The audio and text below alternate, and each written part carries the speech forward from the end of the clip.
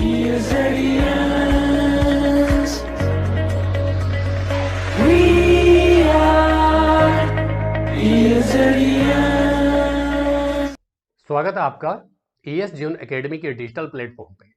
ठीक है, तो आज हम जो कि हमने टेस्ट दिया था आपके पास, ऑफलाइन टेस्ट हुआ था आपके पास 26 मार्च को, उसका हम सॉल्यूशन करवाएंगे। आज वो देखेंगे कौन कौन से क्वेश्चन आपके पास संभावित है जो आगामी परीक्षा में आने के सर्वाधिक हमारे पास चांस होते हैं। ठीक है, तो ये चीजें आपके पास, ठीक है, टाइम जो देर का आपके टाइम ड्यूरेशन आपके पास 1.5 घंटे का था और 100 मार्क्स का पेपर होगा। ठीक, इसमें हमने नेगेटिव मार्किंग भी रखी थी, जो कि आपके पास एक क्वेश्चन गलत होने पे 0.25 नेगेटिव मार्किंग होगी। ठीक है, चलिए तो शुरू करते हैं। आपके पास पहला क्वेश्चन है आपके पास, भाषा की सबसे छोटी इकाई कौन सी है? तो आपको बताना है कि भाषा की सबसे छोटी इकाई कौन सी है। बात करें, ऑप्शन ए है आपके पास शब्द, ऑप्शन बी है वर्ण, ऑप्शन सी है ध्वनि और ऑप्शन डी है बी और सी दोनों। तो बात करें अगर भाषा की सबसे छोटी इकाई की, तो भाषा की सबसे छोटी इकाई किसे कहा जाता है? वर्ण को कहा जाता है, और वर्ण को ही एक अन्य नाम से भी जाना जाता है, ध्वनि के नाम से। ठीक है, मैं आपको क्लास नोट्स में मैंने लिखवा रखा आपको, तो वर्ण को ही ध्वनि नाम से भी जाना जाता है। तो यानी यहाँ पे वर्ण भी राइट ऑप्शन हो जाएगा और ध्वनि भी राइट ऑप्शन हो जाएगा। तो उसके हिसाब से अगर देखें तो हमारा राइट आंसर हो जाएगा आपके पास ऑप्शन नंबर डी, आपके पास राइट हो जाएगा कि भाषा की जो सबसे छोटी इकाई है वर्ण। अगर यहाँ पे ध्वनि ऑप्शन में नहीं होता तब हम वर्ण को ही मार्क करते, लेकिन क्योंकि यहाँ पे ऑप्शन में ध्वनि भी दिखाई दे रहा है हमारे पास, तो वर्ण को ही ध्वनि कहते हैं। ठीक, तो उस वजह से हमने बी और सी को क्या कर दिया, यहाँ पे मार्क कर दिया। तो बी और सी आपका क्या हो जाएगा? राइट आंसर हो जाएगा। अगला क्वेश्चन आपके पास कि हिंदी में ध्वनियां कितने प्रकार की होती है? तो आपको पता है कि जब हम हिंदी वर्णमाला पढ़ते हैं तो दो प्रकार की ध्वनियों के बारे में पढ़ते हैं हम। एक होता है हमारे पास स्वर और दूसरा होता है व्यंजन। तो वर्णमाला में कुल हम वर्णों के बारे में पढ़ते हैं, और वर्ण यानी कितने प्रकार के होते हैं, एक कहलाता है स्वर और दूसरा कहलाता है व्यंजन। ठीक, तो इसका राइट ऑप्शन हो जाएगा आपके पास ऑप्शन नंबर बी, इसका क्या हो जाएगा? राइट हो जाएगा। अगला आपके पास, एक से अधिक वर्णों के मेल को क्या कहते हैं? तो आपको पता है कि जब एक से ज्यादा वर्ण मिल जाते हैं आपस में तो उन्हें क्या कहा जाता है? उन्हें कहा जाता अक्षर। क्या कहा जाता है? उन्हें कहा जाता आपके पास अक्षर कहा जाता है। देखो ऑप्शन के हिसाब से भी देखो, अगर बात करो स्वर, तो स्वर की परिभाषा कहती है कि जिनका उच्चारण जिनका उच्चारण व्यंजन की सहायता के बिना, व्यंजन की हेल्प नहीं लेनी पड़ती जिनमें, और दूसरा कि जिनका उच्चारण मुख से स्वतः ही होता है, जो किसी की हेल्प नहीं लेते। जबकि व्यंजन की परिभाषा क्या है कि जो स्वरों की सहायता लेते हैं, और अनुस्वार तो आपको पता है पंचमाक्षर जो होता है, जो परिवर्तित हो जाता है। ठीक, तो इसके हिसाब से राइट ऑप्शन हो जाएगा हमारे पास ऑप्शन नंबर ए, इसका अक्षर हो जाएगा। अगला आपके पास, निम्न में से कौन सा मूल दीर्घ स्वर नहीं है? ठीक, तो ये पूछा निम्न में से कौन सा मूल दीर्घ स्वर नहीं है। तो देखो मूल दीर्घ, जब मैंने आपको स्वरों के बारे में पढ़ाया था तो स्वरों को मैंने दो भागों में बांटा था, एक था मूल दीर्घ और दूसरा था संयुक्त दीर्घ। तो मूल दीर्घ उन स्वरों को कहा जाता है जो आपस में, मूल स्वरों के आपस में मिलने से नए स्वर का जब निर्माण होता है। तो बात करूं यहाँ पे आ की, तो बेटा ये मिलके बनता है आ प्लस आ से, ऊ मिलके बनता है ऊ प्लस ऊ से, और ई मिलके बनता है ई प्लस ई से। ठीक है, जबकि बात करूं ओ की, तो ये आपके पास आ प्लस ऊ से मिलके बनता है। देखो, तो आ और आ एक ही जाति के हैं, ये भी एक ही जाति का हो गया, और ये दोनों भी एक ही जाति का, जबकि ये दोनों जो आगे हमारे पास वो असमान जाति, जिन्हें विजातीय कहते हैं। ठीक, तो इसके हिसाब से राइट ऑप्शन क्या हो जाएगा आपके पास? ऑप्शन नंबर डी, इसका क्या हो जाएगा? राइट हो जाएगा। अगला है आपके पास क्वेश्चन नंबर 5वां है कि अर्ध विवृत स्वर क्या है? तो बात करेंगे अर्ध विवृत स्वर की, तो आपको पता है अर्ध विवृत स्वर। ठीक है, अर्ध विवृत स्वर को अगर मैं यहां पे देखूं तो अर्ध विवृत स्वर है आपके पास, देखिए ओ नहीं होगा, आ नहीं होगा, ए नहीं होगा, तो इसका राइट ऑप्शन क्या हो जाएगा आपके पास? ऑप्शन नंबर बी, इसका क्या हो जाएगा? राइट हो जाएगा। यानी जो ए है आपके पास, जिसकी एक मात्रा होती है लेकिन एक्चुअल में इसकी कितनी मात्रा होती है? दो मात्रा। तो मैं आपको बता चुका हूं, मुख द्वार खुलने या बंद होने की स्थिति के आधार पर एक होता है संवृत, दूसरा होता है विवृत, अर्धसंवृत और विवृत, चार प्रकार के कुल होते हैं। तो यहाँ पर राइट ऑप्शन हो जाएगा ऑप्शन नंबर बी, इसका राइट हो जाएगा। अगला है आपके पास कि स्वरों के उच्चारण में लगने वाले समय को क्या कहते हैं। अब देखिए, अब अगर आपको क्वेश्चन आता भी नहीं है तो आप क्या है ऑप्शन की मदद से इसे सॉल्व कर सकते हो। जैसे प्लुत स्वर की बात करूं तो प्लुत स्वर क्या होते हैं, जिसको हम किसी को पुकारने के लिए जिनका प्रयोग करते हैं, ठीक। जैसे ओम की ध्वनि होती है। और अनुस्वार, यहाँ पे अनुस्वार जो है वो शब्द आपके पास क्या होता है, अनुस्वार तो आपके पास पंचमाक्षर आ जाएगा। और ह्रस्व स्वर आपको पता है कि जिनके उच्चारण में कम समय लगता है। तो देखो बात तो आ जाएगी यहाँ पे, राइट ऑप्शन हो जाएगा मात्रा। जैसे मैं बात करूं यहाँ पे का, ठीक है, या फिर अगर मैं बात करूं, ये तो व्यंजन आ जाएगा। अगर मैं बात करूं यहाँ पे आ की, ठीक, तो आ को बोलने में क्या लग रहा है, कम समय लग रहा है। लेकिन अगर मैं इस पे मात्रा लगा दूं तो अब ये क्या बन गया, ओ। तो देखो अब क्या हो गया, जो आ पे जब मैंने मात्रा लगा दी तो इसका जो समय था वो बढ़ गया। पहले जब मैं आ कह रहा था तो आ तो एक निश्चित समय लग रहा था, लेकिन अब मैं क्या कह रहा, ओ। तो जब मैं ओ कह रहा हूं तो स्वर का क्या हो गया, समय बढ़ गया उसके उच्चारण काल का, ठीक है। तो इसके हिसाब से राइट ऑप्शन क्या हो जाएगा आपके पास, तो स्वरों के उच्चारण में लगने वाले समय को मात्रा कहते हैं।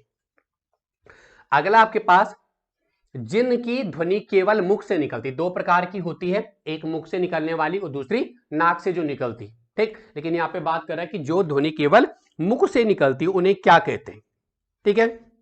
तो उन्हें कहते हैं बेटा निरुनासिक। जो ध्वनि सिर्फ कहां से निकलती है, मुख से निकलती है। जैसे एग्जाम्पल के लिए मैं कहूं आ, तो आ जो ध्वनि है वो कहां से निकलती है, सिर्फ मुंह से निकलती है, यानी मुख से इसका उच्चारण होता है आपके पास, ठीक है।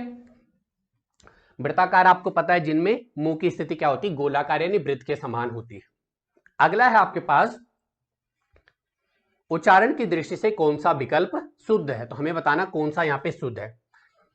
पहला है सा, सा का उच्चारण होता है दंत्य से, ऐसी शा, दूसरी जो शा आपके पास इसका होता है तालव्य से, और इस सा का उच्चारण होता है मूर्धन्य वर्ग से, और चा का होता है कंठ्य से, ठीक। कंठ्य होगा यहाँ पे, ये अणा कर देना यहाँ पे कंठ्य वर्ग, ठीक है। तो देखो बात करें अगर यहाँ की, तो आपको पता है कि ये वाली जो सा है इसका उच्चारण दंत्य से होता है, जिसको हम वर्तस्य भी कहते हैं, ठीक है। तो इसके हिसाब से राइट ऑप्शन क्या हो जाएगा आपके पास, ऑप्शन नंबर ए जो है वो क्या हो जाएगा, राइट हो जाएगा इसका। जबकि बात करूं यहाँ पे सा और चा की, तो ये दोनों बेटा आपके पास तालव्य वर्ग के होते हैं। कौन से वर्ग के होते हैं, तालव्य वर्ग के होते हैं।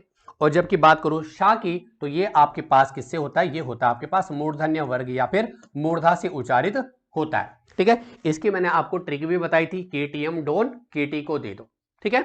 चलिए क्वेश्चन नंबर 9 है आपके पास, कि जब दो व्यंजन जब एक साथ मिलते हैं तो क्या कहलाते, ठीक है। जब दो व्यंजन एक साथ मिलते हैं तो उन्हें क्या कहते हैं, आपको पता है, ठीक। देखो अल्प प्राण तो आपको पता है, जिनमें क्या कम हवा निकलती है, ठीक। महाप्राण जिनसे अधिक ध्वनि निकले, और बचा क्या अंतस्थ, अंतस्थ तो आपको पता है 11 लावा होता है, ठीक है। अब बचा क्या, संयुक्त व्यंजन। संयुक्त व्यंजन की क्या परिभाषा कहती है, कि जब दो व्यंजन से मिलकर कोई नए शब्द का निर्माण होता है। जैसे बात करूं यहां पे, तो संयुक्त व्यंजन क्या होते हैं आपके पास, अच्छा, तरा, ज्ञा और सराई है। अब इनकी बात करूं तो ये मिलके बनते हैं का और सा से। तो देखो का और सा क्या आपके पास व्यंजन है, यानी जब का और सा मिला तो एक नया व्यंजन बन गया अच्छा, ठीक है। तो इसके हिसाब से राइट ऑप्शन क्या हो जाएगा आपके पास, ऑप्शन नंबर ए हो जाएगा हमारे पास संयुक्त व्यंजन। अगला क्वेश्चन है कि कामता प्रसाद गुरु के अनुसार बाह्य प्रयत्नों के आधार पर व्यंजनों के कितने भेद हैं, ठीक है। कामता प्रसाद गुरु एक हिंदी के बहुत बड़े गुरु माने जाते हैं, ठीक है, विद्वान माने जाते हैं। तो इन्होंने बाह्य प्रयत्न के आधार पर व्यंजनों के कितने भेद माने हैं, तो देखना इसके दो भेद माने इन्होंने, ठीक। एक होता है बेटा अल्प प्राण और दूसरा होता है महाप्राण, ठीक। जिनको हम क्या कहते हैं, प्राणत्व के आधार पर, हमने लिखा है ना काकल के आधार पर या फिर प्राणत्व के आधार पर, तो इनको चाहे काकल कह लीजिए चाहे प्राणत्व के आधार पर कह लीजिए, ठीक। और कामता प्रसाद गुरु ने इन्हें माना बाह्य प्रयत्नों के आधार पर। तो राइट ऑप्शन क्या हो जाएगा, ऑप्शन नंबर डी हो जाएगा। एक होता है अल्प प्राण और दूसरा होता है आपके पास महाप्राण, ठीक है। अगला आपके पास कि वर्तनी की दृष्टि से अशुद्ध शब्द है, वर्तनी की दृष्टि से अशुद्ध शब्द है, ठीक है। तो यहां पे आपके पास ऑप्शन ए है पुष्पांजलि, ऑप्शन बी है निरापराध, सी है भास्कर और ऑप्शन डी है उज्जवल। तो यहां पे आपको बताना है कि कौन सा होगा अशुद्ध। तो बात करें यहाँ पे उज्ज्वल भी बिल्कुल आपके पास, ये जो उज्ज्वल है ये यहाँ पे गलत लिखा है। ठीक, ये उज्ज्वल कैसे होता है, ये ऐसे लिखा जाता है। ठीक है, और ये निरापराध भी गलत है, ये आपके पास होना था निरपराध। ठीक है, पुष्पांजलि सही लिखा है और भास्कर भी सही लिखा है, तो यहाँ पे क्या हो जाएगा, अशुद्ध शब्द के आपके पास दो हो जाएगा, एक तो हो जाएगा उज्ज्वल और दूसरा हो जाएगा निरापराध। ठीक, ये जो उज्ज्वल है कई बार एग्जाम में क्या हो गया है, रिपीट होता है आपके पास कि उज्ज्वल की वर्तनी। ठीक है, चल अगला है आपके पास कि वर्तनी की दृष्टि से अशुद्ध शब्द है। ठीक है, तो वर्तनी की दृष्टि से आपको बताना है, यहाँ पे अशुद्ध नहीं होगा, ये होगा यहाँ पे शुद्ध शब्द, ये हो जाएगा वर्तनी की दृष्टि से शुद्ध शब्द है। एक है ऑप्शन ए है आकस्मिक, ऑप्शन बी है आकस्मिक, ऑप्शन सी है आकस्मिक और ऑप्शन डी है आकस्मिक।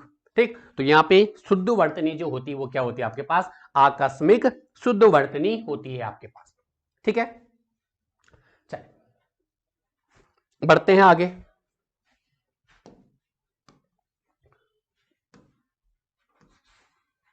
क्वेश्चन नंबर 13 है आपके पास,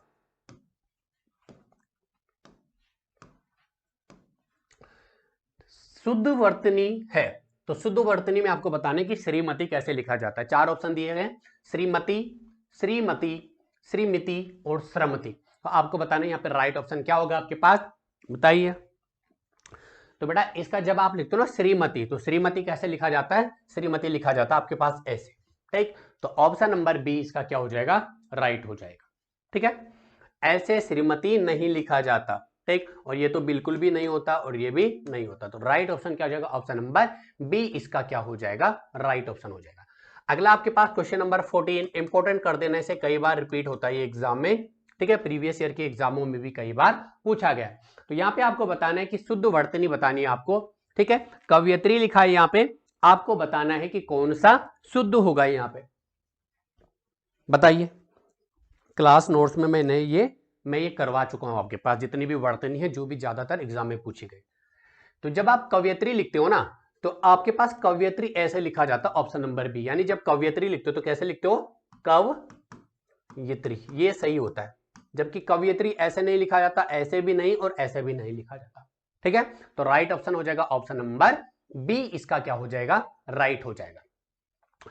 अगला है शुद्ध वर्तनी है, तो इसमें बताना आपको शुद्ध वर्तनी कौन सी है। ऑप्शन नंबर ए है आविष्कार, ऑप्शन बी है देवर्षि, ऑप्शन सी है आपके पास निशब्द और ऑप्शन डी है जमाता। तो आपको बताना कौन सा शुद्ध होगा यहाँ पे, बताइए। देखो बात करिए अगर यहाँ पे, तो आविष्कार बिल्कुल सही लिखा गया, आविष्कार आपके पास क्या है, इसका राइट ऑप्शन हो जाए, क्योंकि आविष्कार को ऐसे लिखा जाता है। बात करूं देवर्षि, तो देवार्षि नहीं होता बेटा, इसका शुद्ध रूप क्या होता है, इसका होता है देवर्षि, ये इसका शुद्ध होता है। और निशब्द ऐसे नहीं लिखोगे, इसको कैसे लिखोगे, इसको लिखोगे आप नि, विसर्ग लगता है और ये शब्द होता है। और जमाता नहीं होता, इसको क्या कहते हैं, जामाता, ये इसका शुद्ध होता है। ठीक, तो राइट ऑप्शन क्या हो जाएगा, ऑप्शन नंबर ए इसका राइट हो जाएगा। ठीक है, अगला आपके पास कौन सा संयुक्त व्यंजन शब्द है, तो आपको बताना कौन सा संयुक्त व्यंजन, एक यहां पे कर देना, संयुक्त व्यंजन प्रधान शब्द है। ठीक है, निम्न में से कौन सा संयुक्त व्यंजन प्रधान शब्द है। ठीक है, जो इससे पहले आपका यूकेपीएससी का हिंदी का एग्जाम हुआ था, उसमें बेटा ये 3 क्वेश्चन आए थे आपके पास ऐसे।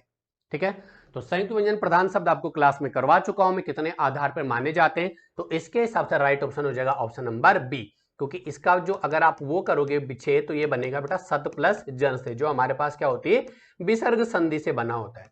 ठीक, तो ये इसका राइट ऑप्शन हो जाएगा सज्जन। अगला है आपके पास वर्ण विच्छेद, वर्षा शब्द का वर्ण विच्छेद क्या होगा, वर्षा शब्द का वर्ण विच्छेद बताना है आपको। ठीक, तो इसका राइट ऑप्शन हो जाएगा, देखो वर्षा का जब वर्ण विच्छेद करोगे ना, तो वा क्या है, अब ये रा का, अब ये रा है इसके ऊपर, सा के ऊपर, और ये रा का कौन सा रूप है, 2 रूप होते हैं, एक पदेन रूप, दूसरा रेप रूप। ठीक, तो रेप रूप है। ठीक है, तो रेप रूप में रा क्या होती है आपके पास, आधा होती है, और जिस वर्ण पे रा लगा होता है वो पूर्ण पूरा, तो यानी इसका जब वर्ण विच्छेद करेंगे तो क्या हो जाएगा, वा रा आधा आ जाएगी और शा क्या आ जाएगी, पूरा, तो यानी ये इसका क्या हो जाएगा, वर्ण विच्छेद हो जाएगा क्वेश्चन नंबर 17 का। ठीक है, अगला आपके पास क्वेश्चन नंबर 18 है कि हिंदी शब्दों में अंग की मात्रा के लिए प्रयोग होता है। क्या प्रयोग होता है हिंदी शब्दों में? अंग की मात्रा के लिए किसका प्रयोग करते हो आप? बताइए। इसका राइट ऑप्शन हो जाएगा, इसका हो जाएगा बेटा चंद्र बिंदु। इसका प्रयोग करते हो आप हिंदी में, ठीक। जैसे आप लिखते हो ना शब्द चांद, ठीक, जैसे लिखते हो आंख, तो ये आपके पास क्या होती है? चंद्र बिंदु की मात्रा होती है, ठीक। जबकि अनुस्वार का प्रयोग कहां पे होता है? ये होता है संस्कृत भाषा के शब्दों में। किसमें? संस्कृत भाषा के शब्दों में इसका क्या होता है? आपके पास प्रयोग होता है, ठीक है। चल अगला आपके पास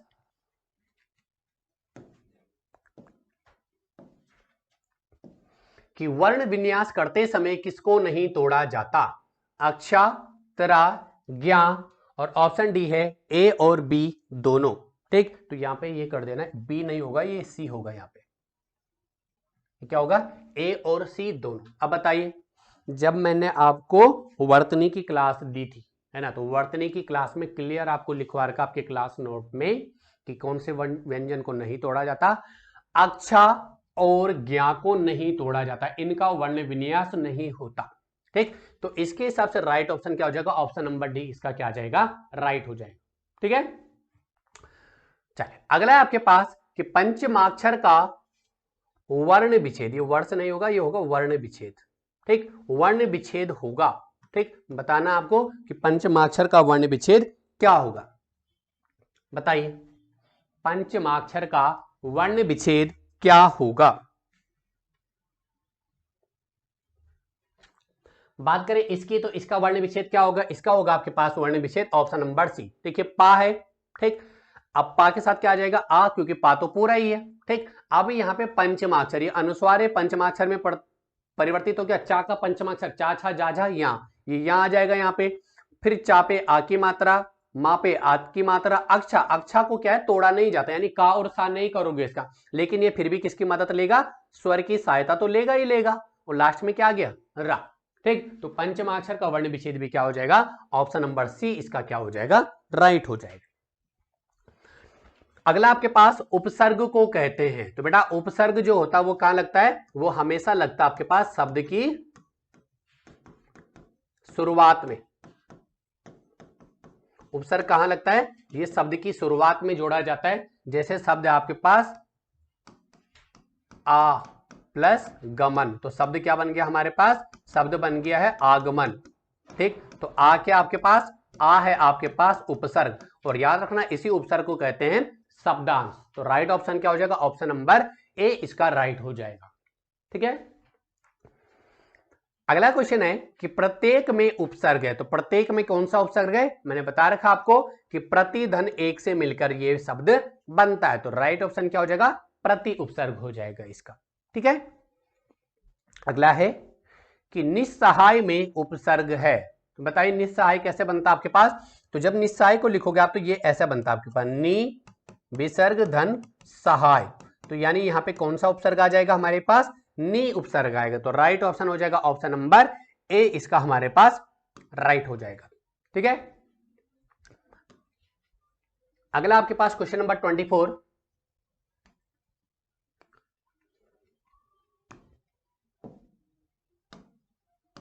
कि अलंकार शब्द में उपसर्ग है। तो अलंकार शब्द में उपसर्ग बताने आपको, ऑप्शन नंबर ए है अल, ऑप्शन बी है अल, ऑप्शन सी है अलन, और ऑप्शन डी है आपके पास अलम। तो बताइए इसका राइट ऑप्शन क्या होगा? तो बेटा इसका राइट ऑप्शन हो जाएगा ऑप्शन नंबर डी, इसका क्या होगा? राइट हो जाएगा, ठीक है। क्या होता है इसका? राइट हो जाएगा ऑप्शन नंबर डी अलम, ठीक है। अलम में कार जब जुड़ेगा, ठीक, तो मां क्या होगा? पापा बाबा मां पंचमाक्षर में परिवर्तित हो जाएगा, तो शब्द बनेगा अलंकार। अगला आपके पास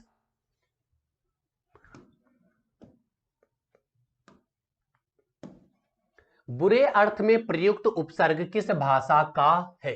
बुरे अर्थ में यानी जिस उपसर्ग का अर्थ होता है बुरे अर्थ के लिए जो प्रयोग किया जाता है, ठीक। बताइए।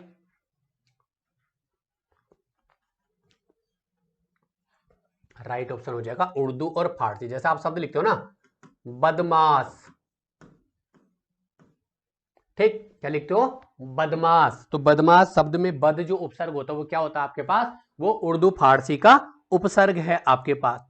ठीक है, जैसे आप लिखते हो बदनाम, जैसे क्या लिखते हो? बदनाम। ठीक, तो ये जो बद उपसर्ग है ये किसका है? ये आपके पास होता है उर्दू या फारसी भाषा का। ठीक है, अगला आपके पास कृदंत प्रत्यय किन शब्दों में जुड़ते हैं? ठीक, प्रत्यय के दो भेद होते हैं, मैंने बताया था। ठीक, त्वदित प्रत्यय और कृदंत प्रत्यय। तो कृदंत प्रत्यय आपको पता है किससे मिलकर बनता है? जब क्रिया में आप क्या जोड़ते हो? प्रत्यय जोड़ते हो। प्रत्यय से याद रखना ये शब्द के लास्ट में जुड़ते हैं, उपसर्ग शब्द की शुरुआत में और प्रत्यय शब्द के अंतिम में जुड़ते हैं। ठीक, तो क्रिया के शब्दों में प्रत्यय जोड़ करके क्या बनते हैं? कृदंत प्रत्यय बनते हैं आपके पास। ठीक है, चल अगला आपके पास कि आहट, आवट और आस आदि किस भाषा के त्वदित प्रत्यय हैं? बताइए।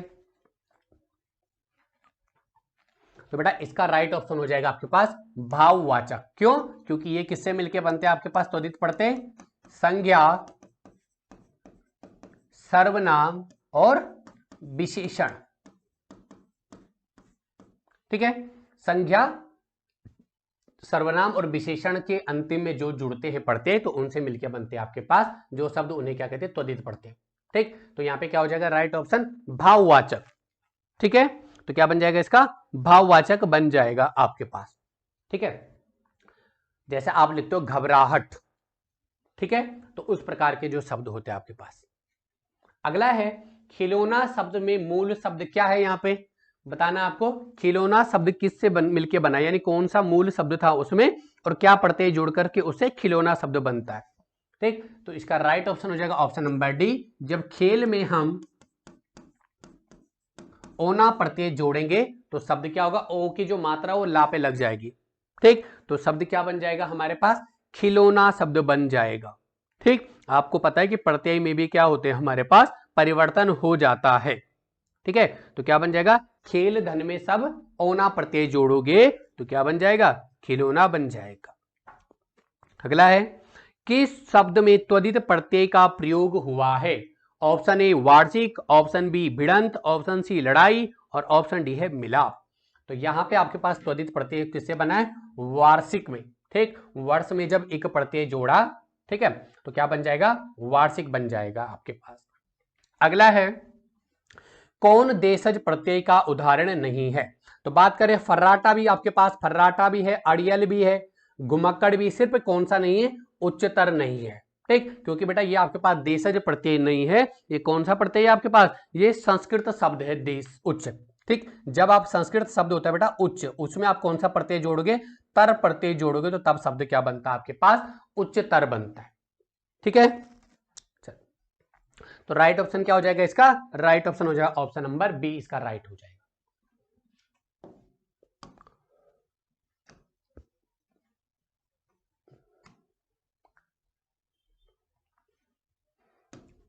अगला है आपके पास क्वेश्चन, सरयूर में कौन सी संधि है? संधि का नाम बताना आपको। सरयूर में। ठीक, तो बेटा इसमें आपको पता है कि इसका सबसे पहले क्या करो? विच्छेद करो, संधि विच्छेद। तो किससे मिलके बना है? ये मिलके बनता है आपके पास सरयू प्लस उर्मी। ठीक, तो देखो यू पे क्या आ रहा है आपके पास? ऊ की मात्रा आ रही। ऊ और ऊ जब मिलते हैं तो क्या मिलते हैं? बड़ा ऊ का निर्माण करते हैं। ठीक, आ कोई भी आ मिले तो बड़ा आ, कोई भी ई मिले तो बड़ी ई और कोई भी ऊ मिले तो बड़ा ऊ बनता है। ये होता हमारे पास परिवर्तन किसमें? दीर्घ स्वर संधि में। तो राइट ऑप्शन क्या हो जाएगा? दीर्घ संधि, इसका राइट ऑप्शन हो जाएगा। अगला है आपके पास दिग्भ्रम में कौन सी संधि है? दिग्भ्रम में कौन सी संधि? तो आपको पता है कि देखो ये गा जो है ना वो क्या है? किसी भी, देखो का वर्ग का तीसरा वर्ण है, का खा गा। तो जब इसका आप विच्छेद करोगे तो ये क्या बनेगा? ये बनेगा आपके पास दिक प्लस भ्रम, और का परिवर्तन होके बनता है बेटा गा। ठीक, का क्या बनता है? गा। तो ये शब्द क्या बनेगा? दिक प्लस भ्रम, जिसको आप क्या लिख देते हो? दिग्भ्रम। तो यानी इसमें हमारे पास कौन सी संधि हो रही? पहले शब्द का तीसरे में परिवर्तन और पहले शब्द का पांचवें में परिवर्तन होता है हमारे पास व्यंजन संधि में। तो राइट ऑप्शन क्या हो जाएगा आपके पास? ऑप्शन नंबर डी हो जाएगा इसका, व्यंजन संधि इसका राइट ऑप्शन हो जाएगा। अगला क्वेश्चन है कि यशोदा में प्रयुक्त संधि, तो यशोदा शब्द में कौन सी संधि है ये बताना है आपको, बताइए। बात करेंगे यहां पे, तो ये जो शब्द है यशोदा ये मिलके बनता है आपके पास यस प्लस द, यानी ये आपके पास क्या लग गया विसर्ग। तो पता है आपको विसर्ग किसमें होता है, विसर्ग संधि में, और विसर्ग परिवर्तन होकर किसमें बन जाता है, ओ से। तो ओ की मात्रा सा को मिलेगी तो शब्द क्या बन जाएगा, यशोदा। तो right option option number C, यानी विसर्ग संधि इसका क्या हो जाएगा, राइट हो जाएगा। ठीक है, अगला आपके पास इंपॉर्टेंट कर देना इसको भी, धनुष टंकार का संधि विच्छेद क्या होगा। ठीक, क्लास नोट में सब करवाया आपको, बताइए धनुष टंकार में का संधि विच्छेद बताना है यहाँ पे क्या होगा। बहुत इजी है, क्या हो जाएगा, राइट ऑप्शन हो जाएगा ऑप्शन नंबर ए हो जाएगा इसका, धनु धन टंकार हो जाएगा। क्यों, क्योंकि जब आप विसर्ग संधि में पढ़ते हो तो ये मिलके क्या बनाते हैं हमारे पास, ये मिलके बना देंगे धनुष टंकार। ठीक है, विसर्ग संधि में विसर्ग का क्या बन जाता है, सा बन जाता है। ठीक है, तो राइट ऑप्शन हो जाएगा ऑप्शन नंबर ए।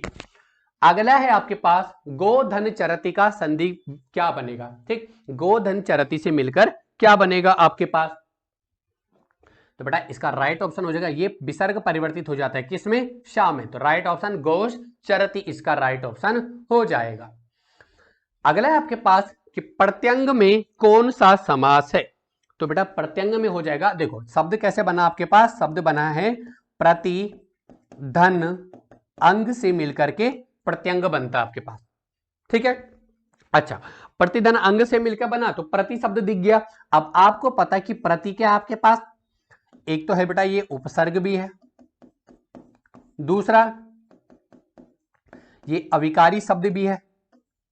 ठीक, तो अब जब आपको पता, और दूसरा तीसरा क्रिया विशेषण की तरह भी काम करता है, तो आपको पता कि जब किसी शब्द की शुरुआत में उपसर्ग दिखे, अविकारी शब्द दिखे, या फिर वो क्रिया विशेषण की तरह काम करता, तो वो किस में आ जाता आपके पास, अवयवी भाव में वो आ जाता आपके पास। ठीक, तो राइट ऑप्शन क्या हो जाएगा, अवयवी भाव इसका राइट ऑप्शन हो जाएगा आपके पास।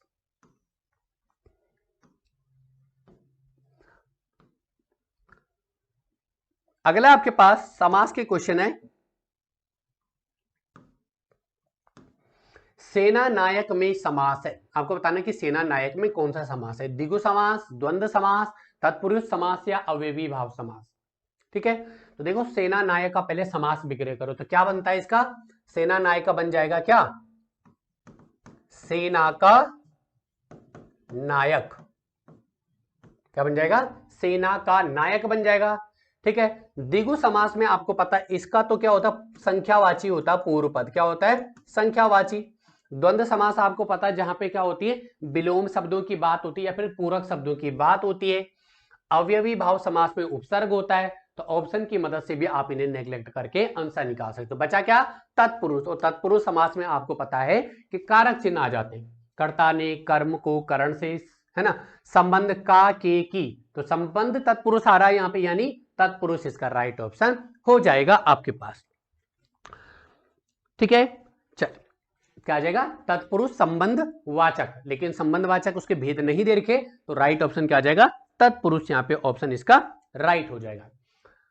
अगला आपके पास तत्पुरुष समास का उदाहरण नहीं है, आपको बताने की तत्पुरुष समास का उदाहरण कौन सा नहीं है। यहाँ पे ऑप्शन ए है आजन्म, ऑप्शन बी है आसातीत, ऑप्शन सी है अष्टाध्यायी, और अगला आपके पास शीतोष्ण। ठीक, तो आपको बताना है यहाँ पे तत्पुरुष समास का उदाहरण कौन सा है। एक बार इनको तोड़ दो जरा, आ जन्म का लोग, आ जन्म, आ में तो उपसर्ग दिख गया आ, ये तो हो नहीं सकता। आसातीत का क्या बनेगा, आशा से अतीत, आशा से अतीत। और शीतोष्ण क्या होता है, शीतोष्ण क्या, जब मैंने आपको विशेषण विशेष्य पढ़ाए थे ना, ठीक, तो विशेषण विशेष्य में आपने पढ़ा था विशेषण विशेष्य का संबंध हो जहां पे, वहां पे कौन सा समास होता है, वहां पे होता है आपके पास कर्मधारय, तो यहां पे आ जाएगा कर्मधारय। और अष्टाध्यायी, यहाँ पे तो आपको शुरू में अष्ट यानी 8 दिख गया, तो यानी कौन सा समास, द्विगु समास, यहाँ पे आ जाएगा द्विगु। आज जन्म में आ उपसर्ग दिख गया, तो ये आ जाएगा अवयवी भाव समास। तो बचा क्या आपके पास, आशातीत, इसका क्या हो जाएगा, राइट ऑप्शन हो जाएगा, आशा से अतीत। ठीक, तो से आ रहा आपके पास, ठीक है, कारक चिन्हों का प्रयोग हो रहा है यहाँ पे। अगला है काली मिर्च में समास है? बताइए। द्वंद्व आपको पता है, द्वंद्व तो दो समान पूरक शब्दों या विलोम शब्दों के बीच। बहुब्री जो एक तीसरे अर्थ को देता हो। कर्मधारय जिसमें विशेषण या विशेषता का संबंध हो। और अवयवी भाव में तो उपसर्ग होता है। अब बताइए, अगर नहीं आ रहा समझ में तो क्वेश्चन को देखो, क्वेश्चन को नेग्लेक्ट करो, ऑप्शन जो डाले ना उनको नेग्लेक्ट कीजिए। ठीक है, जब आप ऑप्शन को हटाओगे कि ये ऑप्शन नहीं है, सबसे पहला काम क्या करोगे कि जो बिल्कुल ऐसे ऑप्शन है जो आपको लग रही है तो हो ही नहीं सकते, उनको हटा दीजिए पहले। ठीक, काली मिर्च, देखो मिर्च की विशेषता है बेटा कि वो कैसी है, काली है। तो जहां पे विशेषता या विशेषण का प्रयोग होता है वहां पे कौन सा समास, कर्मधारय समास होता है। ठीक है, अगला है सतसई में कौन सा समास है? सतसई, बेटा ये जो सतसई शब्द है ना, सतसई, तो स्टार्टिंग का जो शब्द देखो सत, सत का मतलब होता है सात। ठीक, तो सब इसका अर्थ क्या होता है, 700 दोहों का संग्रह। 700 दोहों का संग्रह क्या कहलाता है, सतसई। तो दिख गया आपको पूर्व पद क्या है, संख्यावाची, तो संख्यावाची किस में होता है, द्विगु समास में होता है। ठीक है, राइट ऑप्शन क्या आ जाएगा, ऑप्शन नंबर डी इसका राइट हो जाएगा। अगला क्वेश्चन है अखरोट का तत्सम शब्द क्या है? ठीक, ये आपके पास हाल ही के एक एग्जाम में पूछा गया है, अखरोट का तत्सम। ठीक, तो अखरोट का तत्सम शब्द क्या होता है? इसका राइट ऑप्शन हो जाएगा ऑप्शन नंबर बी, अक्षोट इसका राइट ऑप्शन हो जाएगा। ऑप्शन नंबर बी इसका क्या हो जाएगा, राइट हो जाएगा। अगला आपके पास कि नारियल शब्द का आपको क्या बताना है, तत्सम बताना है। ठीक है, तो नारियल शब्द का तत्सम क्या होता है आपके पास, ऑप्शन ए नारिकेल, ऑप्शन बी नारिकेली, ऑप्शन सी नारिकेल और ऑप्शन डी नारिकेला। तो इसका जो राइट ऑप्शन होता है नारिकेल का, वो होता है बेटा आपके पास नारिकेली। ठीक, इसका क्या होता है, तत्सम होता है नारिकेली, और इसका तद्भव क्या बन गया, नारियल। ठीक है,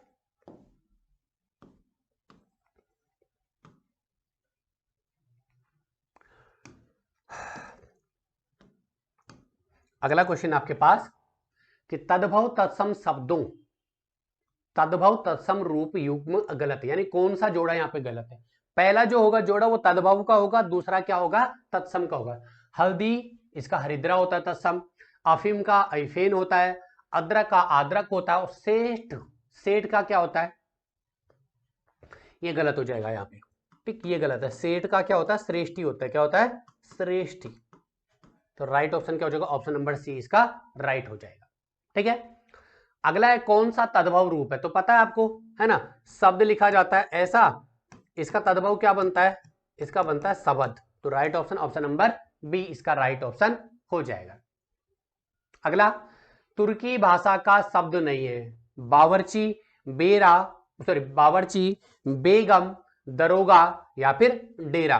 तो बात करें यहाँ पे डेरा की, ठीक, तो डेरा यहाँ पे क्या हो जाएगा, राइट ऑप्शन हो जाएगा। ये बेटा डेरा जो है ये आपके पास तुर्की भाषा का शब्द नहीं, जबकि बात करें बावर्ची, ये आपके पास किस भाषा का हो गया, तुर्की का। और ये दोनों भी किस भाषा के शब्द है, तुर्की भाषा के क्या हो जाते हैं आपके पास शब्द है। तो राइट ऑप्शन क्या हो जाएगा, राइट ऑप्शन हो जाएगा कि तुर्की भाषा का शब्द कौन सा नहीं है, तो तुर्की भाषा का शब्द आपके पास डेरा नहीं होगा।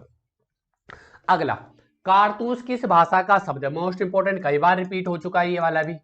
ठीक, कारतूस किस भाषा का शब्द है, अरबी, फारसी, तुर्की या फिर फ्रेंच भाषा का शब्द। तो आपको पता है कि कारतूस जो शब्द है ना वो फ्रेंच यानी फ्रांसीसी भाषा का हमारे पास क्या है, शब्द है। ठीक है, अगला, पंकज शब्द संबंधित है। पंकज शब्द कैसा बेटा, ऑप्शन ए रूढ़, ऑप्शन बी है यौगिक और ऑप्शन सी है योग रूढ़। तो यहां पे बताइए आप क्या होगा इसका। देखो पंकज का अर्थ होता है बेटा कमल, है ना, जो कीचड़ में खिलता है। ठीक, तो जब भी योग रूट में कौन से शब्द आते हैं, जो एक किसी तीसरे अर्थ को, यानी बहुब्री समास के जितने भी आपके पास एग्जाम्पल होते हैं वे सारे कहां पे आते हैं, हमारे पास योग रूट में आते हैं। रूढ़ शब्द क्या होते हैं, जो आपके पास टूट नहीं पाते या फिर दो मिलकर नहीं बन पाते। जैसे मैं बात करूं आम की, तो ये आपके पास क्या है, योग रूढ़ शब्द है। और विद्यालय ये आपके पास क्या हो जाएगा, योगेश, क्योंकि ये दो शब्दों से मिलकर बना, विद्या धन आलय। ठीक, और रूढ़ क्या होगा, जो टूटते नहीं है, जो जिनके सार्थक खंड नहीं हो पाते। ठीक है, तो राइट ऑप्शन हो जाएगा योग रूढ़। अगला है निम्न में से संकर शब्द है, ऑप्शन ए है आतिशबाजी, ऑप्शन बी है लफंगा, ऑप्शन सी है नारिकेल और ऑप्शन डी है आपके पास चुगलखोर। तो बताइए इसका क्या बनेगा। संकर शब्द क्या होते हैं? संकर शब्द वे शब्द होते हैं जो दो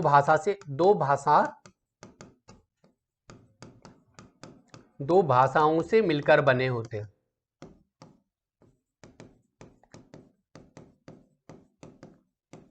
ठीक है, तो यहां पर राइट ऑप्शन हो जाएगा कौन सा? संकर शब्द चुगलखोर। ये मिलके बना बेटा, चुगल प्लस खोर शब्द से मिलकर के ये आपके पास बनता है। ठीक है,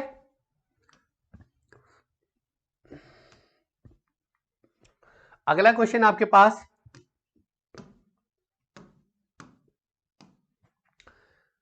प्रयोग के आधार पर शब्द के भेद। इसके ऑप्शन यहां दे रखे आपके पास। ऑप्शन नंबर ए है 2 प्रकार, ऑप्शन बी है 4 प्रकार, ऑप्शन सी है 6 प्रकार और ऑप्शन डी है 8 प्रकार तक। तो बताइए प्रयोग के आधार पर शब्द का वर्गीकरण कितने भागों में किया जाता है या कितने प्रकार से किया जाता है। तो बात करें प्रयोग के आधार पर, तो प्रयोग के आधार पर आपको पता कितने प्रकार के होते हैं? 2 प्रकार के होते हैं। कौन कौन से? एक होता है बेटा आपके पास विकारी शब्द,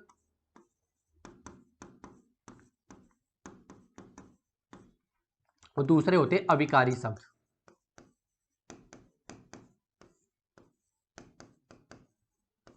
ठीक है, 2 प्रकार से होते हैं, विकारी और अविकारी। विकारी की परिभाषा आपको पता है, जिनमें परिवर्तन हो जाता है, और अविकारी वे कहलाते हैं जिनमें परिवर्तन नहीं होता आपके पास। ठीक है, अगला है कपड़ा का पर्यायवाची क्या है? कपड़ा का पर्यायवाची होता है आपके पास क्या? वसन। इसका राइट ऑप्शन हो जाएगा वसन। जंगल का पर्यायवाची होता है वन, और गगन का होता है आकाश, नभ, आकाश या फिर नभ। ठीक है, तो कपड़ा का पर्यायवाची होता है वसन। अगला है गेह शब्द का पर्यायवाची शब्द है। गेह शब्द का पर्यायवाची शब्द बताना आपको। ऑप्शन ए ग्रह, ऑप्शन बी गर्दभ, ऑप्शन सी है व्योम, ऑप्शन डी है आपके पास गाय। तो आपको बताना कौन सा है इसमें, बताइए।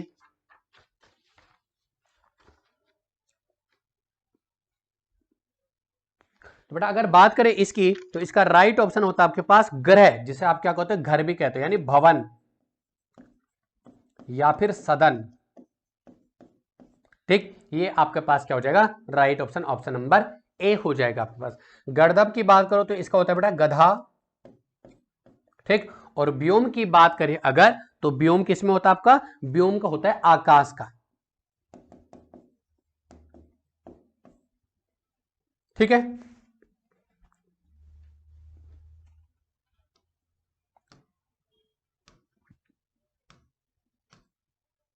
चलो अगला आपके पास प्रच्छन्न का विलोम क्या होगा? प्रच्छन्न का विलोम बताना आपको।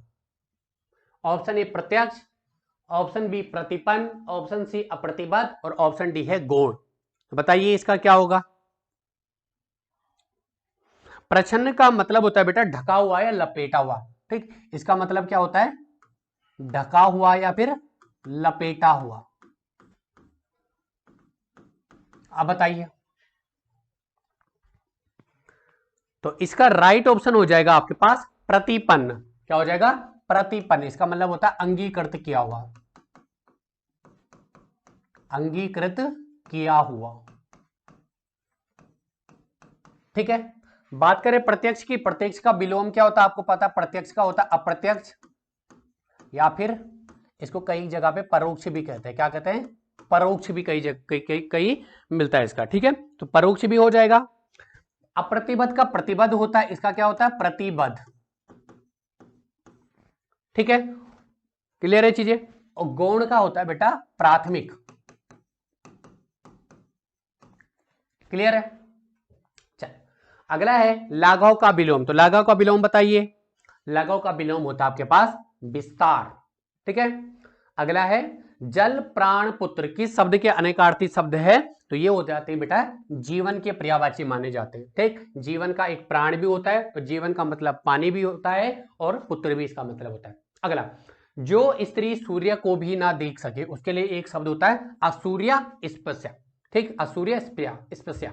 अगला है गुरु के समीप रहकर अध्ययन करने वाला। ठीक, उसके लिए एक शब्द होता है बेटा क्या, अंतेवासी। ठीक, जो गुरु के समीप रह करके पढ़ाई करता हो, अध्ययन करता हो। अगला है कि निम्न में से संज्ञा शब्द है आप, चलना, आकाश या फिर लंबा। तो बताइए इसमें से क्या हो जाएगा। सिंपल सा लॉजिक है, इसमें कुछ भी नहीं सोचना, इसमें हो जाएगा आकाश। ठीक, आपकी बात करो तो ये तो सर्वनाम आ जाएगा आपके पास, चलना एक क्रिया आ जाएगा। ठीक, लंबा आपके पास विशेषण और आकाश क्या आ जाएगा आपके पास, संज्ञा। अगला है उचित की भाववाचक संज्ञा क्या होगी। उचित की भाववाचक संज्ञा क्या होगी। उचितानुसार, औचित्य, उवाच या उचितस्य, क्या होगा इसका उचित का बताइए। उचित का भाववाचक संज्ञा बनानी है आपको उचित की, तो उचित की भाववाचक संज्ञा क्या हो जाएगी, इसका होता है औचित्य। राइट ऑप्शन क्या हो जाएगा, ऑप्शन नंबर बी इसका हो जाएगा औचित्य। अगला है स्त्रीलिंग शब्द है। ठीक, ये हटा दीजिए यहां से, सिर्फ इतना क्वेश्चन है कि स्त्रीलिंग शब्द है। तो यहाँ पे स्त्रीलिंग शब्द कौन सा है, मैंने बता रखा है स्त्रीलिंग की पहचान के लिए क्या करते हैं, मेरा मेरी शब्द है ना। तो देखो मेरी सलाद नहीं होता, मेरा सलाद होता है। ठीक, मेरी सनक, तो राइट ऑप्शन क्या हो जाएगा, ऑप्शन नंबर बी मेरी सनक, यानी ये आपके पास कैसा है, ये आपके पास हो जाएगा स्त्रीलिंग शब्द। अगला है आप भला तो जग भला, वाक्य में सर्वनाम है कौन सा, आप भला तो जग भला, यानी अगर आप भले हो तो जग भी भला है। तो यहाँ पे आप भला जग भला में क्या आ जाएगा, इसका हो जाएगा बेटा आपके पास निजवाचक सर्वनाम, इसका क्या आ जाएगा राइट ऑप्शन। ठीक, क्यों, क्योंकि निजवाचक सर्वनाम क्या की परिभाषा क्या कहती कि जब कि जिस सर्वनाम का प्रयोग कर्ता कारक स्वयं के लिए करता हो वह निजवाचक सर्वनाम में आता है। जैसे स्वतः, अपने आप। ठीक, इस तरीके की। तो ये कह रहे हो कि आप भला तो जग भला, यानी अगर आप अपने आप ठीक हो तो जग भी आपके लिए कैसा है, संसार भी आपके लिए भला होगा। ठीक है, अगला है जैसा करोगे वैसा भरोगे, वाक्य में सर्वनाम है। जैसा करोगे वैसा भरोगे, वाक्य में सर्वनाम है। ठीक है, बताइए पुरुषवाचक, प्रश्नवाचक, निजवाचक या संबंधवाचक। तो आपको पता ही क्या होता है, संबंधवाचक में आ जाएगा।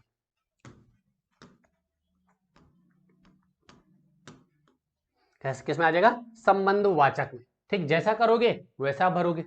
ठीक है, जैसा करोगे वैसा भरोगे संबंधवाचक में आ जाएगा आपके पास। ठीक है, पुरुषवाचक तो बिल्कुल नहीं हो सकता, निजवाचक भी बिल्कुल नहीं, प्रश्नवाचक तो प्रश्न है ही नहीं, और लास्ट बचा संबंधवाचक, वही राइट हो जाएगा। अगला है निम्न में से विशेषण शब्द का चयन कीजिए। बताना है आपको विशेषण शब्द कौन सा है इनमें से, कुटिलता, जटिलता, कुरूपता या फिर कौटिल्य। तो बेटा इसका राइट ऑप्शन हो जाएगा कौटिल्य, इसका राइट ऑप्शन हो जाएगा। ठीक, बाद बाकी जो और ऑप्शन में दिए हैं वो क्या आ जाएंगी, वो सारी आपके पास क्या आ जाएगी, ये सभी हमारे पास क्या है, भाववाचक संज्ञा।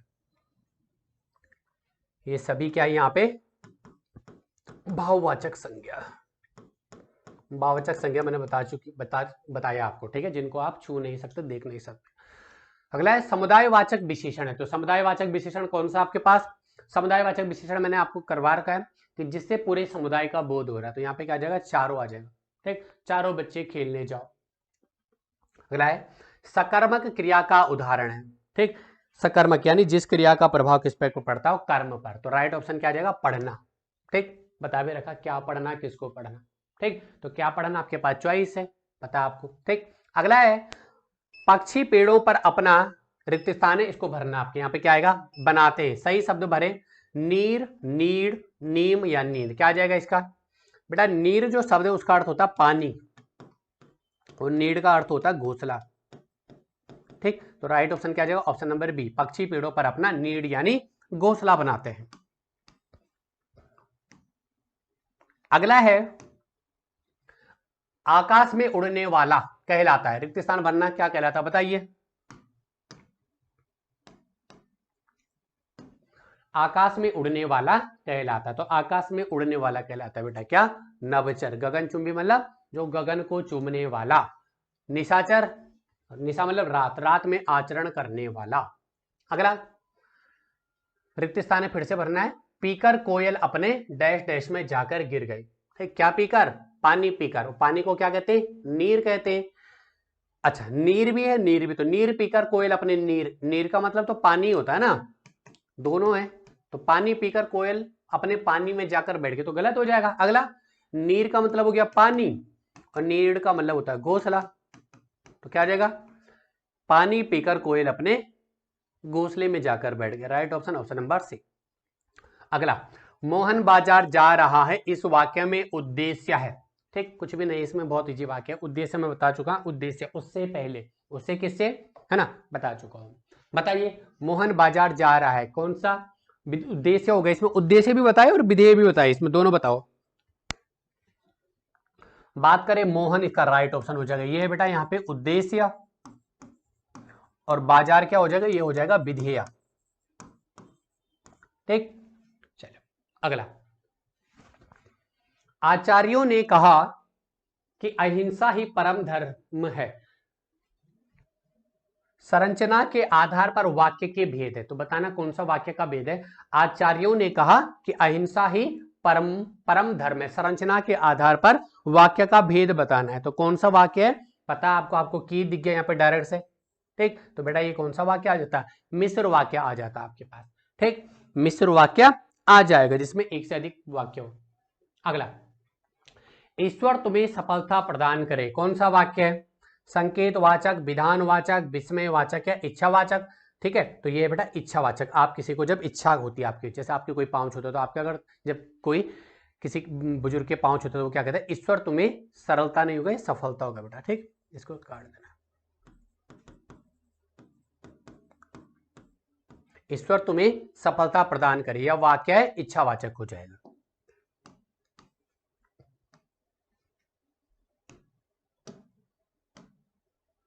अगला, शुद्ध वाक्य का चयन करें, उसका शिमला जाना है, उसने शिमला जाना है, उससे शिमला जाना है, उसे शिमला जाना है, क्या हो जाएगा? बताइए। उसने शिमला जाना है, उससे शिमला जाना है, उसे शिमला जाना है, राइट ऑप्शन हो जाएगा बेटा। तो उसने नहीं होगा, उसे होगा, उसे शिमला जाना है। ठीक है, अगला, उन्होंने कहा जाना है, वाक्य में अशुद्धि है। ऑप्शन ए है सर्वनाम, ये वाक्य आपके पास कि उन्होंने कहा जाना है, वाक्य में अशुद्धि बतानी, कैसे अशुद्धि? सर्वनाम संबंधी है, संज्ञा संबंधी है, या फिर क्रिया संबंधी है, या फिर विशेषण संबंधी इसमें अशुद्धि है, तो बताओ क्या है? इसमें हो जाएगी बेटा आपके पास सर्वनाम संबंधी अशुद्धि, क्योंकि इसका क्या होना था? इसका होना था शब्द होना, उन्हें कहां जाना है, ये शुद्ध होता है आपके पास, उन्हें कहां जाना है। ठीक है, चलो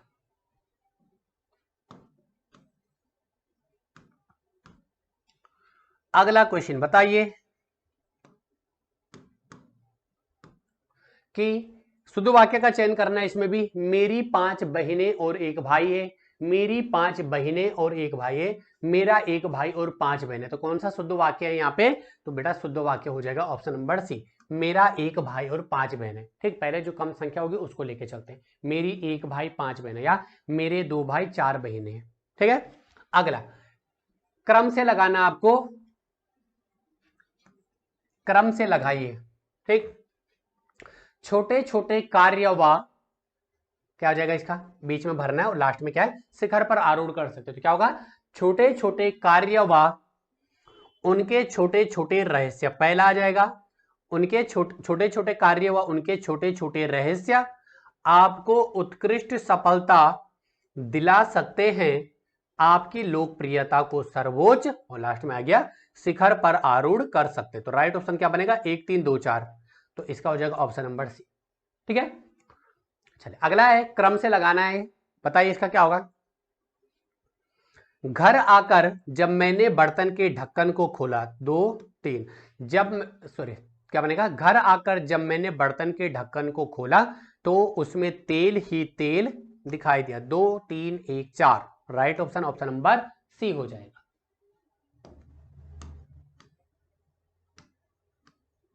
अगला आपके पास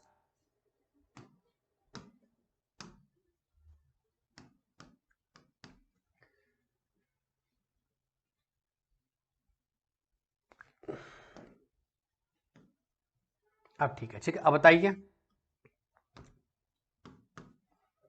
वाक्य में त्रुटिपूर्ण भाग का चयन कीजिए। वीर सैनिक कहते हैं कि हम विद्रोही शत्रु का नाश कर देंगे, कोई त्रुटि नहीं। ठीक, तो ऑप्शन क्या होगा इसका बेटा, यहाँ पे जो होगा ना, तो यहाँ पे आएगा कि वीर सैनिक कहते हैं कि हम शत्रु का नाश करेंगे, तो विद्रोही नहीं आना चाहिए। ठीक, तो ये थोड़ी ना कहें कि हम विद्रोही शत्रु, तो ये तो बोला कि हम है विद्रोही। ठीक, तो यहाँ पे क्या आ जाएगा कि हम शत्रु का नाश कर देंगे। ठीक, तो राइट ऑप्शन क्या हो जाएगा, ऑप्शन बी इसका क्या हो जाएगा, राइट हो जाएगा। अगला क्रम से लगाना है यहाँ पे भी, जैसे जिस प्रकार पहला आ जाएगा अग्नि का धर्म दहलना है, तो एक आ जाएगा अग्नि का धर्म दहलना है। ठीक, अगला क्या हो जाएगा, मनुष्य जिस प्रकार, सॉरी क्या ये, अच्छा, जिस प्रकार मनुष्य का, जिस प्रकार अग्नि का धर्म है, पहला आ जाएगा जिस प्रकार अग्नि का धर्म, अग्नि का धर्म दहलना है उसी प्रकार, है ना, तो उसी प्रकार मनुष्य का धैर्य, मनुष्य का धैर्य उसके स्वभाव का, और अब आ जाएगा पर्याय होना चाहिए, यानी 4 1 3 2 इसका क्या हो जाएगा, राइट हो जाएगा। अगला कौन सा वाक्य शुद्ध है, मैं कपड़े नहीं दिया हूं, पिताजी कल सवेरे आया, मध्यकालीन युग में कलाओं की बहुत उन्नति हुई, और अगला है आपके सिवाय सभी आए थे। तो बेटा राइट ऑप्शन हो जाएगा ऑप्शन नंबर डी। अब आपके दिमाग में चल रहा हो कि ऑप्शन सी क्यों नहीं हुआ, तो बेटा यहाँ पे कलाओं नहीं, यहाँ पे क्या होना चाहिए, कला, कि मध्यकालीन युग में कला की बहुत उन्नति हुई। ठीक है,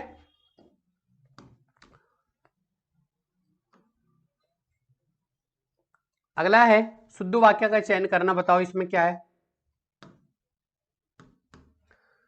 3 नगरों का नाम, अरे यार इसका एक ऑप्शन लिख देता हूं मैं यहाँ पे, ठीक, क्योंकि ऊपर आ गया वो ऑप्शन, डी हो जाएगा आपके पास 3 नगरों के नाम बताइए, 3 नगरों के नाम बताइए। तो शुद्ध वाक्य के 3 नगरों का नाम बताइए गलत हो जाएगा, 3 नगर के नाम ये भी गलत, 3 नगरों का नाम ये भी गलत, तो सही हो जाएगा 3 नगरों के नाम बताइए। ठीक, ऑप्शन नंबर डी इसका राइट हो जाएगा। अगला है बात बनाना मुहावरे का अर्थ है, तो बात बनाना मुहावरे का क्या अर्थ है आपके पास, बात बनाना मुहावरे का अर्थ, ठीक, ऑप्शन ए कहानी कहना, ऑप्शन बी है सोचना, ऑप्शन सी है आपके पास बातें करना, और ऑप्शन डी है बहाने करना। तो इसका राइट ऑप्शन हो जाएगा आपके पास बहाना करना, इसका क्या हो जाएगा, राइट ऑप्शन हो जाएगा ऑप्शन नंबर डी, बहाना करना। अगला मूंग की दाल खाने वाला, मुहावरे का अर्थ होता है बेटा कमजोर। ठीक, क्या होता है, कमजोर। ठीक, या फिर कमजोर के अलावा आप क्या कह सकते हो, कमजोर के अलावा कह सकते हो डरपोक, क्या कह सकते हो, कमजोर कह लीजिए, डरपोक कह लीजिए, या फिर निकम्मा कह लीजिए। अगला है सुदामा के तंदुल का अर्थ होता है सामान्य किंतु प्रेम पूर्वक भेंट। अगला अंडे सेना, मुहावरे का अर्थ होता है बेटा स्वावलंबी होना। अगला गंगा गए गंगा गए गंगादास, जमुना गए जमुनादास। ठीक, तो यहां पे बताना कौन सा है, जमुना। ठीक, गंगा गए गंगादास, जमुना गए जमुनादास, लोकोक्ति का अर्थ होता है सिद्धांतहीन व्यक्ति। अगला ज्यो ज्यो भीजे त्यों त्यों भारी हुई, तो क्या आ जाएगा इसका, यहां पे आ जाएगा कामरी, ज्यो ज्यो भीजे कामरी त्यों त्यों भारी हुई। ठीक, तो क्या मतलब इसका, कि इसका मतलब होता है बेटा आपके पास कि जैसे जैसे, है ना, मनुष्य के पास ज्ञान आता है, मनुष्य के पास क्या होती, ज्ञान आता, वैसे वैसे उसकी बुद्धि भी सही ढंग से काम करने लग जाती। ठीक, निम्न में से गलत युग्म का चयन करना आपके पास, अंगूठे पर मारना, परवाह न करना, कान काटना, मात देना, नजर करना, भेंट करना, और नजर पर चढ़ना, आंख बचाना। तो इसका बेटा गलत सुमेलित यहाँ पे नजर पर चढ़ना, इसका होता है आपके पास, नजर पर चढ़ने का होता है संदेह करना। ठीक है, अगला है विहंगम दृष्टि कहावत का सही अर्थ होता है सरसरी दृष्टि। अगला भई गई सात छचुंदर केरी, लोकोक्ति का अर्थ होता है एक दूसरे से बचना, दृढ़ संकल्प, या फिर दुविधा में पड़ना, या फिर छुचंदर का सांप हो जाना, तो इसका हो जाता है बेटा दुविधा में पड़ जाना। अगला है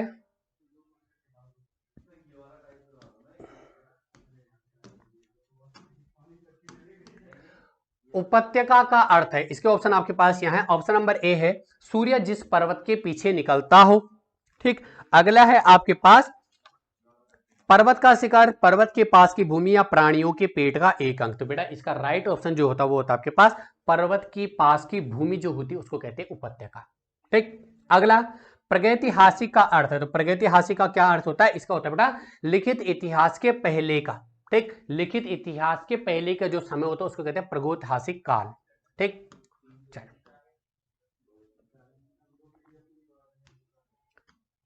अगला आपके पास अपठित गद्यांश है। ठीक, तो अपठित गद्यांश को पढ़िए, क्या लिखा है? विश्व की कोई भी ऐसी सभ्यता नहीं है जिसने वनों के मूल्य को न आंका हो। वन विभिन्न प्रकार के पशु पक्षियों तथा प्रजातियों के एकमात्र आश्रय स्थल थे।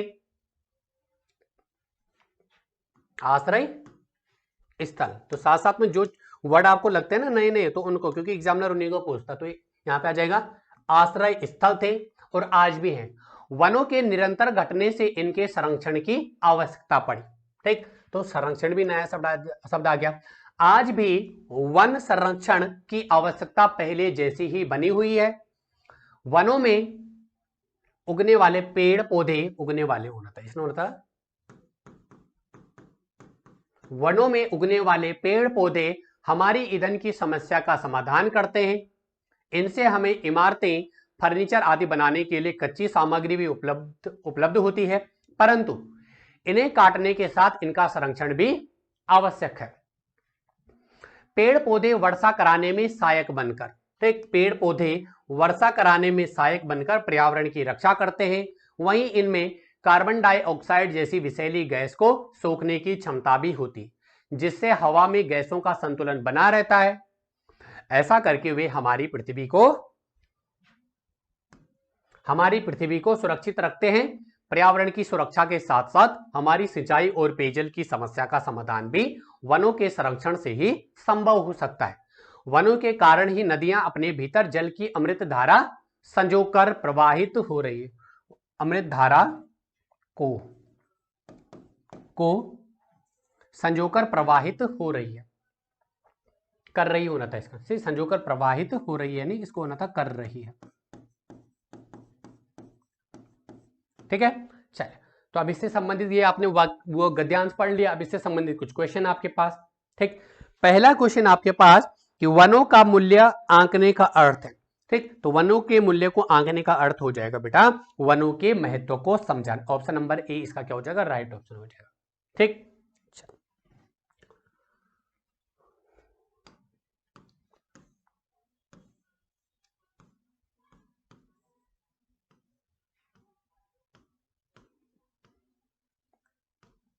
अगला आपके पास कि आश्रय स्थल से क्या अभिप्राय है?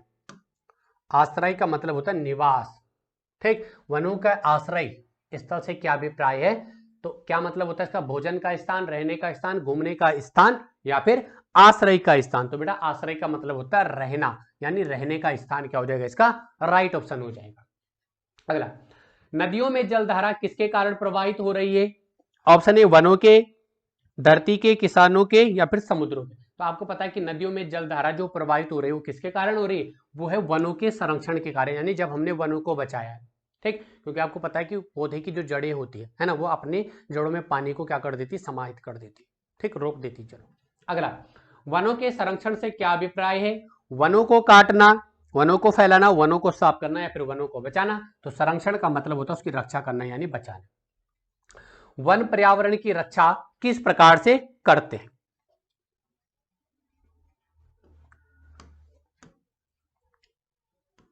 वन पर्यावरण की रक्षा किस प्रकार से करते हैं? तो बताइए इसका ऑप्शन आपके पास तेज हवाएं चलाकर, छाया देकर, या वर्षा कराने में सहायक बनकर, या फिर लकड़ी देकर, है ना। तो बेटा इसका राइट ऑप्शन हो जाएगा वर्षा कराने में सहायक बनकर। अगला, उपयुक्त गद्यांश का शीर्षक क्या होगा? वनों के लाभ, वनों का संरक्षण, मानव सभ्यता व वन, या फिर प्रकृति की रक्षा। तो इसका राइट ऑप्शन क्या हो जाएगा? वनों का संरक्षण, क्योंकि पैराग्राफ में पूरे क्या है कि संरक्षण करने की बात कही गई। अगला, आत्मश्लाघा शब्द का क्या अर्थ है? तो आत्मश्लाघा शब्द का अर्थ होता है आपके पास अपनी प्रशंसा करना। Right option, option number C. अगला, उपमेय का विलोम शब्द क्या है? तो उपमेय का विलोम होता है आपके पास अनुपमेय। ठीक, क्या होता है? अनुपमेय। ठीक, अतुलनीय क्या? तुलनीय। ठीक, अगला थोक का पर्यायवाची क्या है? तो थोक का पर्यायवाची होता है थाक, जिसको आप क्या ढेर भी कहते हैं। क्या कहते हैं? ढेर या फिर समूह। जैसा आप कहते हैं ना थोक में लेना, मतलब थोक का मतलब होता है कि जब आप बाजार में जाके थोक के भाव, थोक के भाव मतलब ढेर में या फिर समूह में लेना चीजों को। अगला क्वेश्चन है कि दीपा ने गाय को चारा खिलाया। दीपा ने गाय को चारा खिलाया वाक्य में क्रिया का भेद है ना? तो बता आपको कौन सा है बेटा? इसमें हो जाएगा द्विकर्मा। क्यों? क्या खिलाया? चारा। किसको खिलाया? गाय को। तो दो आंसर मिल रहे हैं, तो ये आपके पास क्या हो जाएगा? द्विकर्मक क्रिया हो जाएगी आपके पास। ठीक है, तो ये आज हमने आपके पास पूरा जो कि हमारे पास पेपर हुआ था उसका पूरा सॉल्यूशन देखा। ठीक, इससे ज्यादा भी अगर आपको डीप सॉल्यूशन चाहिए इसका, तो उसके लिए आप हमारे टेस्ट सीरीज ज्वाइन कीजिए। ऑफलाइन भी है और आप ऑनलाइन भी है इसका। ठीक, तो ऑफलाइन की भी प्रैक्टिस सेट चल रहे हैं और ऑफलाइन के तो चल ही रहे, साथ साथ में ऑनलाइन के भी चल रहे हैं। ठीक, तो अगर आपको पूरा कंप्लीट सॉल्यूशन चाहिए इसका, तो आज ही हमारे कोर्स को क्या कीजिए? ज्वाइन कीजिए। ठीक है, जैसे आज आपके पास इसका प्रैक्टिस सेट का सॉल्यूशन हो, वैसे ही अभी आपके पास फिर से क्या हो गया, क्लास में और भी ज्यादा आपके पास प्रैक्टिस सेट चल रहे हैं। आपको पता है डेली प्रैक्टिस सेट हो रहे हैं। ठीक है, ऑफलाइन क्लासेस हो रही है, जो important exam point of view से वो भी हो रहे हैं। ठीक, तो ये पहला प्रैक्टिस सेट था। ठीक, ये आपके पास सॉल्यूशन मैंने करवा दिया। अगला जो प्रैक्टिस सेट होगा उसमें भी हम इसी तरीके के नए नए क्वेश्चन को लाएंगे। और बेटा ये प्रैक्टिस सेट वो जो आपके पास वो बहुत ज्यादा इंपॉर्टेंट है, क्योंकि कई इसमें आपके पास जो क्वेश्चन सेलेक्ट किए गए हैं बहुत ज्यादा इंपॉर्टेंट है। कई क्वेश्चन तो प्रीवियस ईयर के एग्जामों में कई बार रिपीट हुए। ठीक है, तो आज की क्लास के लिए इतना ही रखते हैं, मिलते हैं एक नेक्स्ट क्लास के साथ जल्दी। तब तक के लिए धन्यवाद।